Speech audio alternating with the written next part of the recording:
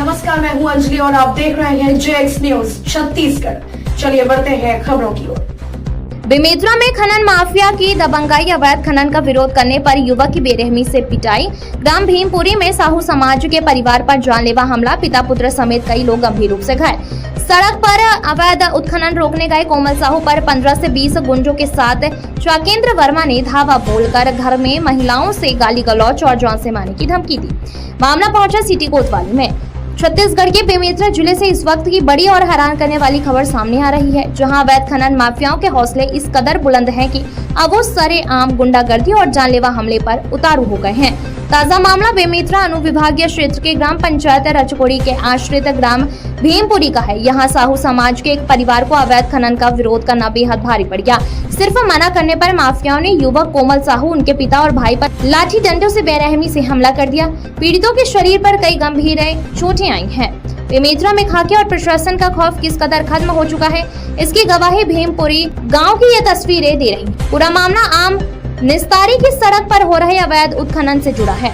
आरोप है कि चाकेंद्र वर्मा नाम का शख्स सरेआम नियम कानूनों को ताक पर रखकर सड़क को खोद रहा था और अवैध खनन में लिप्त था। जब गांव के ही जागरूक युवक कोमल साहू ने सार्वजनिक संपत्ति को नुकसान पहुंचाने और इस अवैध काम को रोकने के लिए कोशिश की, तो चाकेंद्र वर्मा बौखला गया और आरोप के मुताबिक चाकेंद्र वर्मा अकेले नहीं आया, बल्कि अपने साथ 15 से 20 की फौज लेकर आया था। पीड़ित के घर पर धावा बोल दिया। इन दबंगों ने कोमल साहू, उनके बुजुर्ग पिता और भाई को लेकर लाठी डंडों से बेरहमी से पीटना शुरू कर दिया। चीख पुकार सुनकर जब घर की महिला घर में थी, उनके साथ भी गाली गलौज की गई और पूरा परिवार को जान से मारने की धमकियां भी मिली हैं। फिलहाल घायलों का इलाज जारी है और साहू समाज समेत पूरे गांव में इस गुंडागर्दी को लेकर भारी आक्रोश है। अब देखना यह होगा कि बेमेतरा पुलिस इन रसूखदार खनन माफियाओं पर क्या और कितनी सख्त कार्रवाई करती है। कोमल साहू पीड़ित ने कहा कि भीमपुरी में जो आम निस्तारी की सड़क है, वहां चाकेंद्र वर्मा अवैध खनन करवा रहा था। जब हमने सार्वजनिक रास्ते को खराब करने से मना किया, तो वो 15 से 20 लोगों को लेकर आया। मेरे पिताजी और भाई के साथ लाठी डंडों से बेरहमी से मारपीट की। हमारे घर में घुसकर महिलाओं को गालियां दी और जान से मारने की धमकी दे गए हैं। हम इंसाफ चाहते हैं। उनके रहे तो गाड़ी चलत रहते मेरा मत खुदा ऐसे की के हैं उतना मनाई बग बुका के मारपीट चालू कर दी। अब मारे एक जांग मला जैसे थप्पड़ मारे, आंख दिख रहा है। तान हम लोग अपना जान जोखम लगा के अंते तंते भाग गया। वो घर तक के जाग पूरा नहीं, माई लोग मतलब बग बुका के रिटर्न हुए है।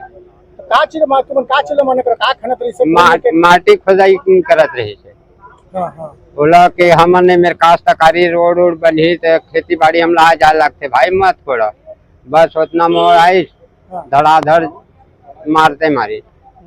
हाँ,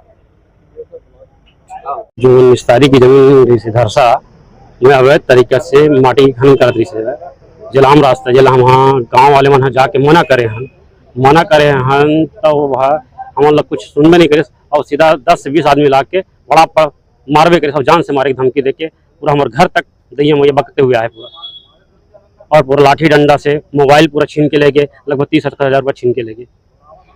पूरा गांव तक आग मारे? कौन मारे गांव में? हम मोला मोर भाई ला मोर बाबू जी ला इतना मारे है कि पूरा पैर में सूझ के पूरा थक्का जम गया खून के। कौन मारे?